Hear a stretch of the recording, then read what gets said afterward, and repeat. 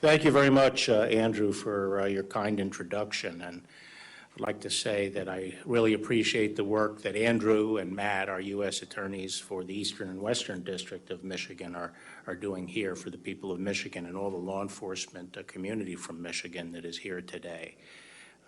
We really appreciate your work. And as Andrew said, after my remarks, they're going to put on a presentation on the China Initiative, which I think you'd find very interesting. So if you have the time, I'd urge you to stay for that. And I'd like to thank the leadership and staff of the Gerald R. Ford Presidential Museum, especially Elaine Didier, for hosting this event.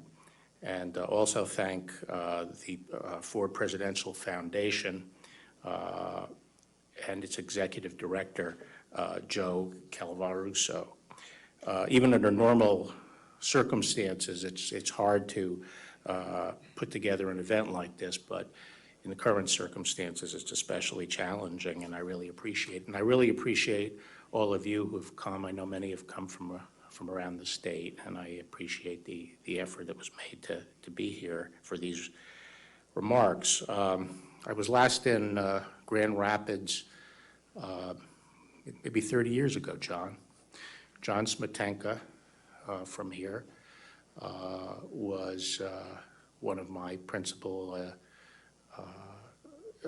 deputies when I was Deputy Attorney General and stayed on while I was Attorney General. He was the U.S. Attorney here in the Western District. So, John, it's great to see you here. I feel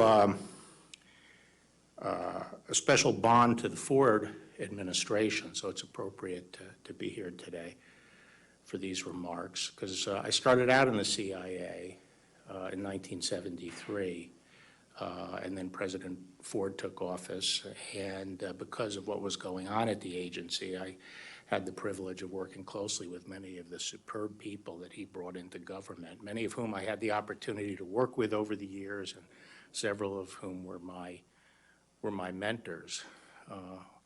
One of the people I met was the Attorney General at that time, Ed Levy, who President Ford had made Attorney General, and his portrait is up in my conference room, and his grandson, Will Levy, is my Chief of Staff. So, as I say, I feel especially close to the Ford administration. While I wasn't a political appointee in that administration, many of the political appointees I've worked with over the years were really cut their teeth during the Ford administration.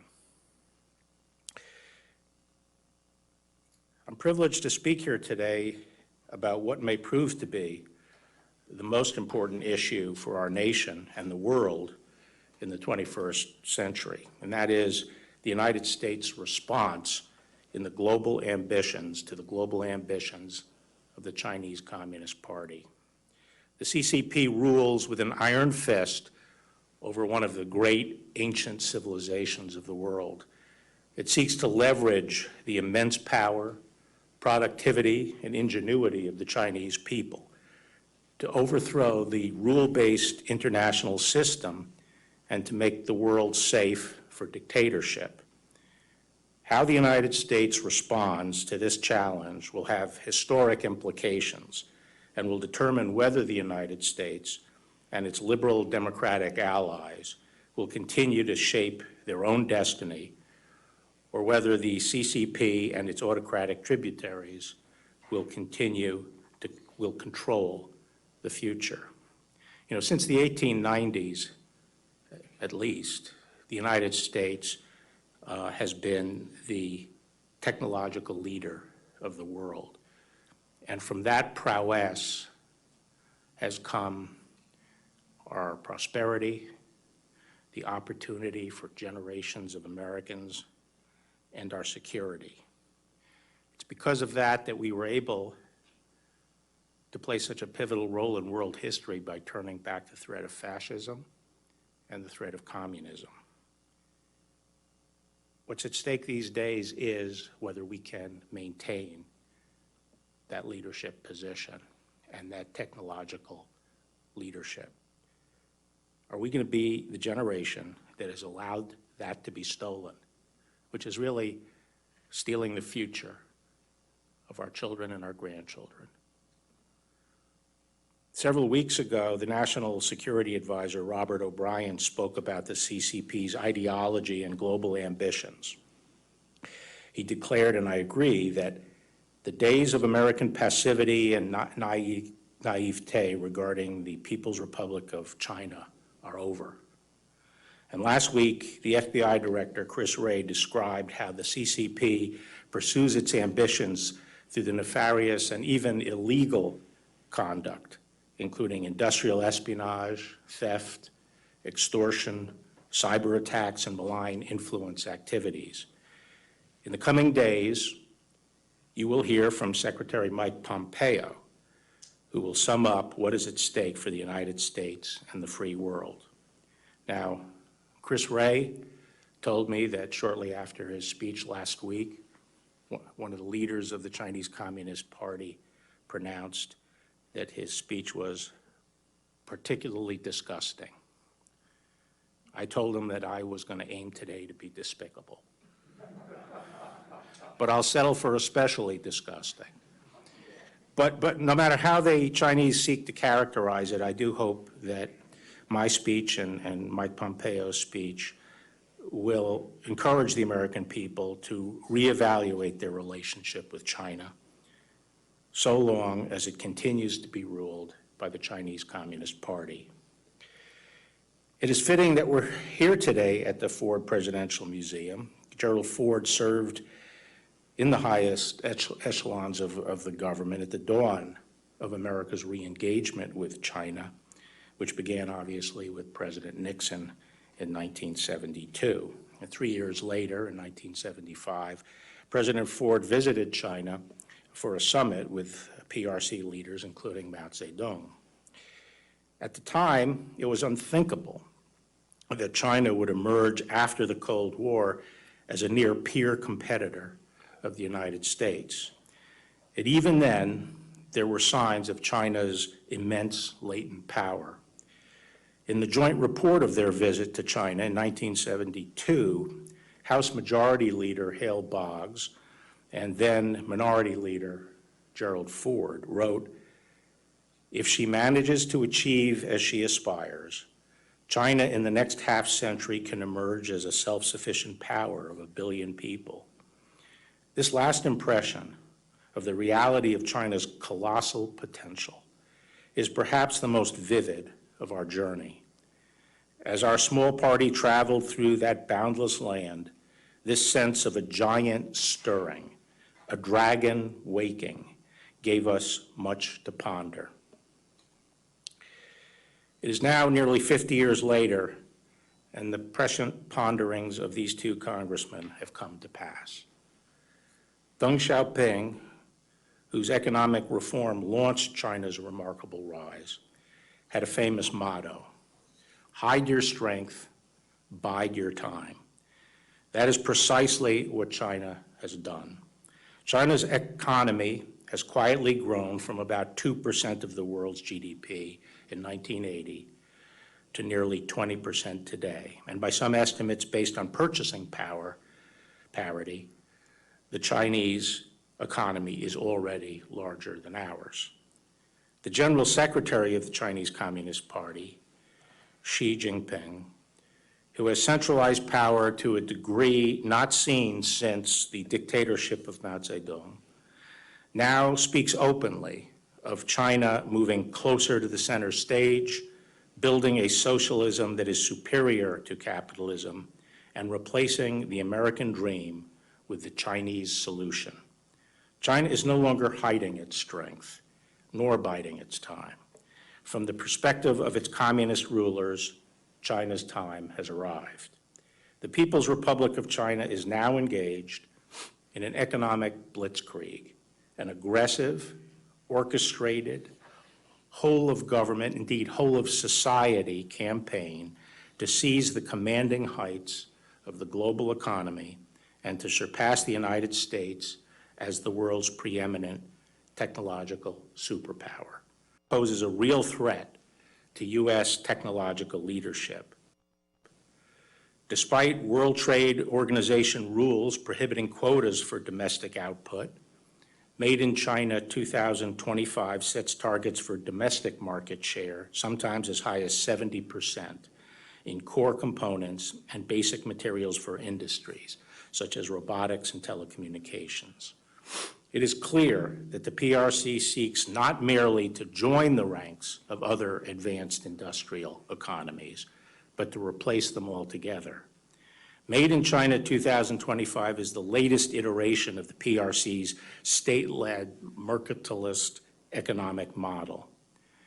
For American companies in the global marketplace, free and fair competition with China has long been a fantasy. To tilt the playing field to its advantage, China's communist government has perfected a wide array of predatory and often unlawful tactics: currency manipulation, tariffs, quotas, state-led strategic investment and acquisition, theft and forced transfer of intellectual property, state subsidies, dumping, cyber attacks, and industrial espionage. About 80% of all federal economic espionage prosecutions allege conduct undertaken for the benefit of the Chinese state.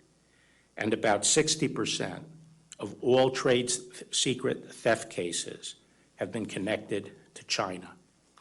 The PRC also seeks to dominate key trade routes and infrastructure in Eurasia, Africa, and the Pacific. In the South China Sea, for example, through which about 1/3 of the world's maritime trade passes, the PRC has asserted expansive and historically dubious claims to nearly the entire waterway, flouted the rulings of international courts, built artificial islands and placed military outposts on them, and harassed its neighbors, ships, and fishing boats. Another ambitious project to spread its power and influence is the PRC's Belt and Roads Infrastructure Initiative. Although billed as foreign aid, in fact, these investments appear designed to serve the PRC's strategic interests and domestic economic needs. For example, the PRC has been criticized for loading poor countries up with debt, refusing to renegotiate terms, and then taking control of the infrastructure itself, as it did with the Sri Lankan port of Hambantota in 2017. This is little more than a form of modern-day colonialism. Just as consequential, however, are the PRC's plans to dominate the world's digital infrastructure through its Digital Silk Road initiative. I have previously spoken at length about the grave risks of allowing the world's most powerful dictatorship to build the next generation of global telecommunications networks known as 5G. Perhaps less widely known are the PRC's efforts to surpass the United States in other cutting-edge fields like artificial intelligence. Through innovations such as machine learning and big data, artificial intelligence allows machines to mimic human functions, such as recognizing faces, interpreting spoken words, driving vehicles, and playing games of skill, much like chess or even the more complex Chinese game of Go. In 2017, Beijing unveiled its Next Generation Artificial Intelligence Plan, a blueprint for leading the world in AI by 2030. Whichever nation emerges as the global leader in AI will be best positioned to unlock not only its considerable economic potential, but a range of military applications, such as the use of computer vision to gather intelligence. The PRC's drive for technological supremacy is complemented by its plan to monopolize rare earth materials, which play a vital role in industries such as consumer electronics, electric vehicles, medical devices, and military hardware. According to the Congressional Research Service, from the 1960s to the 1980s, the United States led the world in rare earth production. Since then, production has shifted almost entirely to China, in large part due to the lower labor costs and lighter economic and environmental regulation. The United States is now dangerously dependent on the PRC for these essential materials. Overall, China is America's top supplier, accounting for about 80% of our imports. The risk of dependence are real. In 2010, for example, Beijing cut exports of rare earth materials to Japan after an incident involving the disputed islands in the East China Sea. The PRC could do the same to us. As China's progress in these critical sectors illustrates, the PRC's predatory economic policies are succeeding. For 100 years, America was the world's largest manufacturer, allowing us to serve as the world's arsenal of democracy. China overtook the United States in manufacturing output in 2010. The PRC is now the world's arsenal of dictatorship. How did China accomplish all this? No one should underestimate the ingenuity and industry of the Chinese people. At the same time, no one should doubt that America made China's meteoric rise possible. China has reaped enormous benefits from the free flow of American aid and trade. In 1980, Congress granted the PRC Most Favored Nation trading status. In the 1990s, American companies strongly supported the PRC's accession to the World Trade Organization and the permanent normalization of trade relations. Today, U.S.-China trade totals about $700 billion.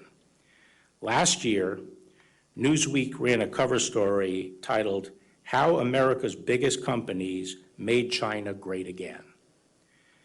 The article details how China's communist leaders lured American business with the promise of market access, and then, having profited from American investment and know-how, turned increasingly hostile.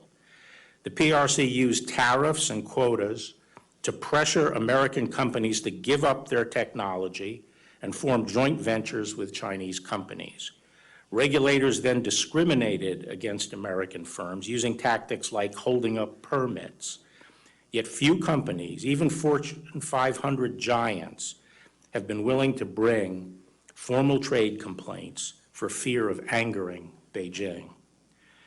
Just as American companies have become dependent on Chinese markets, the United States as a whole now relies on the PRC for many vital goods and services. The COVID-19 pandemic has shone a spotlight on that dependency. For example, China is the world's largest producer of certain protective equipment, such as face masks and medical gowns. In March, as the pandemic spread around the world, the PRC hoarded the masks for itself, blocking producers, including American companies, from exporting them to other countries that needed it. It then attempted to exploit the shortage for propaganda purposes, shipping limited quantities of often defective equipment, and then requiring foreign leaders to publicly thank Beijing for these shipments. China's dominance of the world's markets for medical goods goes beyond masks and gowns. It has become the United States' largest supplier of medical devices, while at the same time discriminating against American medical companies in China. China's government has targeted foreign firms for greater regulatory scrutiny, instructed Chinese hospitals to buy products made in China, and pressured American firms to build factories in China where their intellectual property is more vulnerable to theft. As one expert has observed, American medical device manufacturers are effectively creating their own competitors. America has also depends on Chinese supply chains in other vital sectors, especially pharmaceuticals. America remains the global leader in drug discovery, but China is now the world's largest producer of active pharmaceutical ingredients known as APIs. As one Defense Health Agency official noted, should China decide to limit or restrict the delivery of APIs on the United States, it could result in severe shortages of pharmaceuticals for both domestic and military uses.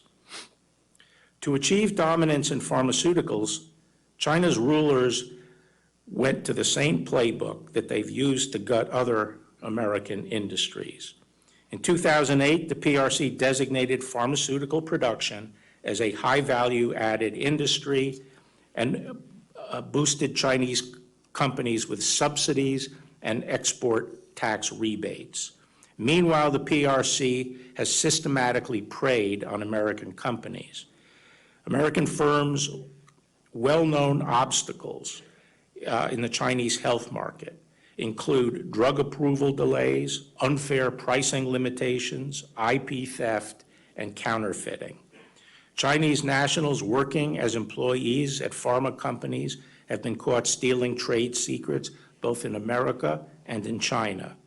And the CCP has long engaged in cyber espionage and hacking of U.S. academic medical centers and healthcare companies. In fact, PRC-linked hackers have targeted American universities and firms in a bid to steal the IP related to coronavirus treatments and vaccines, sometimes disrupting the work of our researchers. Having been caught covering up the coronavirus outbreak, Beijing is desperate for a public relations coup and may hope that it will be able to claim credit for any medical breakthroughs. As all of these examples should make clear, the ultimate ambition of China's rulers isn't to trade with the United States. It is to raid the United States. If you are an American business leader, appeasing the PRC may bring short-term rewards. But in the end, the PRC's goal is to replace you. As a U.S. Chamber of Commerce report put it, the belief by foreign companies that large financial investments and sharing of expertise and significant technology transfers would lead to an ever-opening China market is being replaced by boardroom banter that win-win in China means China wins twice. Although Americans hope that trade and investment would liberalize China's political system, the fundamental character of the regime has never changed. As its ruthless crackdown of Hong Kong demonstrates once again, China is no closer to democracy today than it was in 1989 when tanks confronted pro-democracy protesters in Tiananmen Square. It remains an authoritarian, one-party state in which the Chinese Communist Party wields absolute power, unchecked by popular elections, the rule of law, or an independent judiciary. The CCP surveils its own people and assigns them social credit scores, employs an army of government censors, tortures dissidents, and persecutes religious and ethnic minorities, including 1 million Uyghurs detained in indoctrination and labor camps. If what happened in China stayed in China, that would be bad enough. But instead of America's changing China, China is leveraging its economic power to change America. As this administration's China strategy recognizes, the CCP's campaign to compel ideological conformity does not stop at China's borders. Rather, the CCP seeks to extend its influence around the world, including on American soil. All too often, for the sake of short-term profits, American companies have succumbed to that influence, even at the expense of freedom and openness in the United States. Sadly, examples of American business bowing to China are legion. Take Hollywood. Hollywood's actors, producers, and directors pride themselves on celebrating freedom and the human spirit. And every year at the Academy Awards, Americans are lectured about how this country falls short of Hollywood's ideals of social justice. But Hollywood now regularly censors its own movies to appease the Chinese Communist Party, the world's most powerful violator of human rights. This censorship infects not only the versions of movies that are released in China, but also many that are shown in the United States theaters to American audiences. For example, the hit movie World War Z depicts a zombie apocalypse caused by a virus. The original version of the film reportedly contained a scene with characters speculating that the virus may have originated in China. But the studio, Paramount Pictures, reportedly told producers to delete the reference to China in the hope of landing a Chinese distribution deal. The deal never materialized. In the Marvel Studios blockbuster Doctor Strange, filmmakers changed the nationality of the major character known as the Ancient One, a Tibetan monk in the comic book. Changed it from Tibetan to Celtic. When challenged about this, a screenwriter explained that if you acknowledge that Tibet is a place and that he's Tibetan, you risk alienating 1 billion people. Or as the Chinese government might say, we're not going to show your movie because you decided to get political. These are just two examples of the many Hollywood films that have been altered one way or another to please the CCP. National Security Advisor O'Brien offered even more examples in his remarks. But many more scripts never see the light of day because writers and producers know not to test the limits. Chinese government censors don't need to say a word because Hollywood is doing their work for them. This is a massive propaganda coup for the Chinese Communist Party.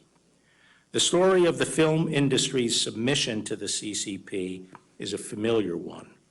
In the past 2 decades, China has emerged as the world's largest box office.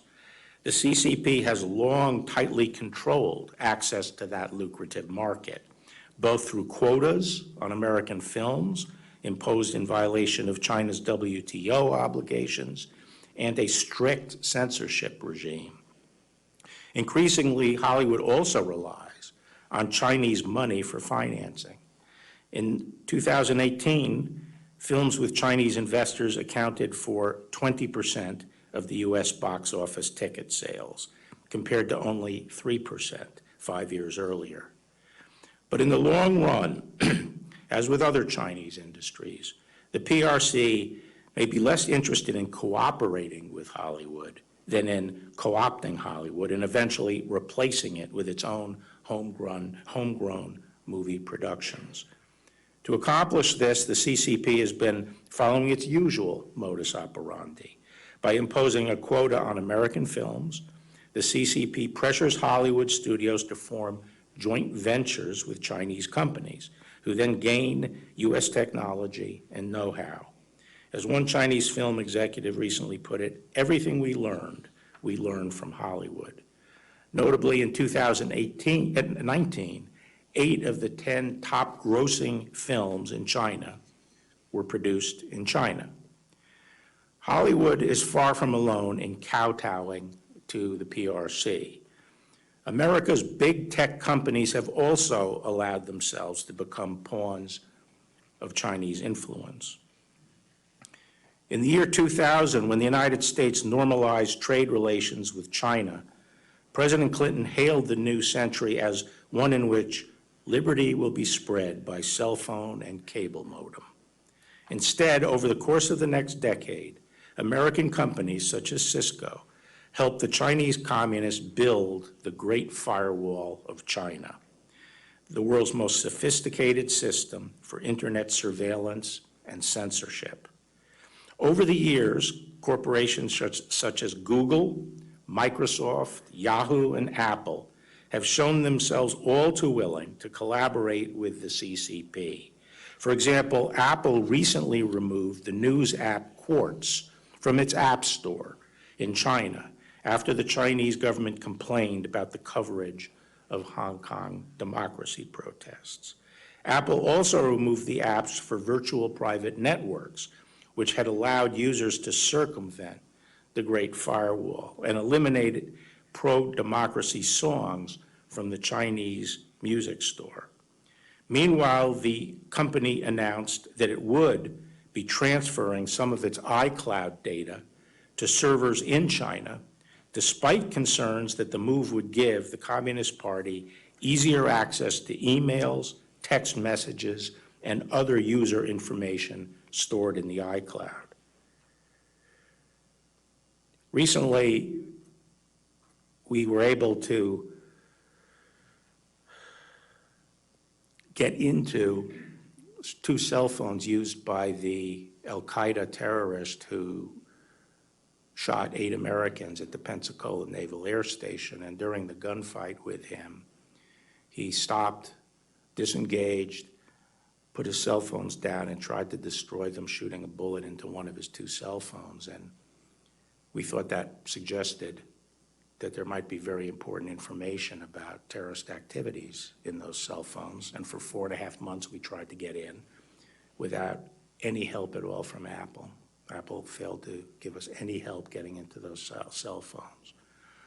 We were ultimately able to get in through a fluke that we will not be able to reproduce in the future, where we found communications with al-Qaeda operatives in the Middle East up to the day before the attack. Do you think when Apple sells phones in China, that Apple phones in China are impervious to penetration by Chinese authorities? They wouldn't be sold if they were impervious to Chinese authorities. And what we've asked for is warrant, when we have a warrant from a court, that we should be able to get into those cell phones. That's the double standard that has been emerging among American tech companies. The CCP has long used public threats of retaliation and barred market access to exert influence. More recently, however, the CCP has also stepped up behind-the-scenes efforts to cultivate and coerce American business executives to further its political objectives, efforts that are all the more pernicious because they are largely hidden from public view. As China's government loses credibility around the world, the Justice Department has seen more and more PRC officials and their proxies reaching out to corporate leaders and inveighing them to favor policies and actions favored by the Chinese Communist Party. Their objective varies, but their pitch is generally the same. The business person has economic interests in China, and there is a suggestion that things will go better or worse for them, depending on their response to PRC's request. Privately pressuring and courting American corporate leaders to promote policies or U.S. politicians presents a significant threat, because hiding behind American voices allows the Chinese government to elevate its influence campaigns and put a friendly face on its pro-regime policies. The legislator or the policymaker who hears from these American businessmen is properly more sympathetic to that constituent than to a foreigner. And by masking its participation in our political process, the PRC avoids accountability for its influence efforts and the public outcry that might result if its lobbying were exposed. America's corporate leaders might not think of themselves as lobbyists. You might think, for example, that cultivating a mutually beneficial relationship is just part of guangxi, the system of influential social networking necessary to do business in the PRC. But you should be alert to how you might be used and how your efforts on behalf of a foreign company or government could implicate the Foreign Agents Registration Act. FARA does not prohibit any speech or conduct, but it does require those who are acting as agents of foreign principals to publicly disclose that relationship and their political or other similar activities by registering with the Justice Department, allowing the audience to take into account the origin of the speech when evaluating credibility. By focusing on American business leaders, I don't mean to suggest that they are the only targets of Chinese influence operations, but they are principal targets today of Chinese influence operations in the United States. The Chinese Communist Party also seeks to infiltrate, censor, or co-opt American academic and research institutions. For example, dozens of American universities host Chinese government-funded Confucian institutes, which have been accused of pressuring host universities to silence discussion or cancel events on topics considered controversial by Beijing. Universities must stand up for each other, refuse to let the CCP dictate research efforts or suppress diverse voices, support colleagues and students who wish to speak their minds, and consider whether any sacrifice of academic integrity or freedom is worth the price of appeasing the CCP's demands. In a globalized world, American corporations and universities alike may view themselves as global citizens rather than as American institutions. But they should remember that what allowed them to succeed in the first place was the American free enterprise system, the rule of law, and the security afforded by America's economic, technological, and military strength. Globalization does not always point in the direction of greater freedom. A world marching to the beat of the communist Chinese drum will not be a hospitable one for institutions that depend on free markets, free trade, or the free exchange of ideas. There was a time when American companies understood that they saw them and understood this, and they saw themselves as American and proudly defended American values. In World War II, for example, the iconic American company Disney made dozens of public information films for the government, including training videos to educate American sailors on navigation tactics. During the war, over 90% of Disney's employees were devoted to the production of training and public information films. To boost the morale of America's troops, Disney also designed insignia that appeared on planes, trucks, flight jackets, and other military equipment used by American and Allied forces. I suspect that Walt Disney would be disheartened to see how the company he founded deals with foreign dictatorships today. When Disney produced Kundun, the 1997 film about the PRC's oppression of the Dalai Lama, the CCP objected to the project and pressured Disney to abandon it. Ultimately, Disney decided that it couldn't let a foreign power dictate whether it would distribute a movie in the United States. But that moment of courage wouldn't last. After the CCP banned all Disney films in China, the company lobbied hard to regain access, and the CEO apologized for Kundun, calling it a stupid mistake. Disney then began courting the PRC to open a $5.5 billion theme park in Shanghai. As part of that deal, Disney agreed to give the Chinese government officials role in its management. Of the park's full-time employees, 300 are active members of the Communist Party, and they reportedly display hammer and sickle insignia on their desks and attend party lectures at the facility during business hours. Like other American companies, Disney may eventually learn the hard way the cost of compromising its principles. Soon after Disney opened its park in Shanghai, a Chinese-owned theme park popped up a couple of hundred miles away, featuring characters that, according to news reports, look suspiciously like Snow White and other Disney trademarks. American companies must understand the stakes. The Chinese Communist Party thinks in terms of decades and centuries, while we tend to focus on the next quarter's earning report. But if Disney and other American corporations continue to bow to Beijing, they risk undermining both their own future, competitiveness, and prosperity, as well as the classical liberal order that has allowed them to thrive. During the Cold War, Lewis Powell, later Justice Powell, sent an important memorandum to the U.S. Chamber of Commerce. He noted that the free enterprise system was under unprecedented attack and urged American companies to do more to preserve it. The time has come, he said. Indeed, it is long overdue for the wisdom, ingenuity, and resources of American business to be marshaled against those who would destroy it. So too today.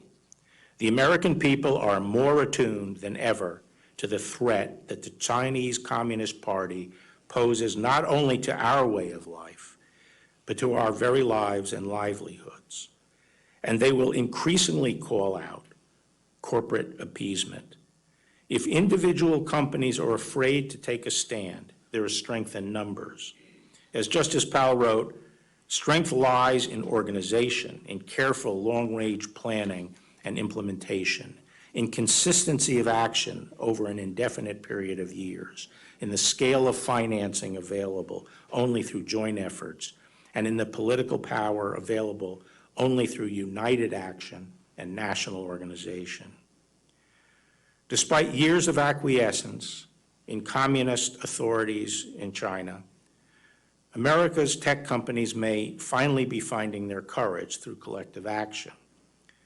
Following the recent imposition of the PRC's draconian national security law in Hong Kong, many big tech companies, including Facebook, Google, Twitter, Zoom, and LinkedIn, reportedly announced that they would temporarily suspend compliance with government requests for user data.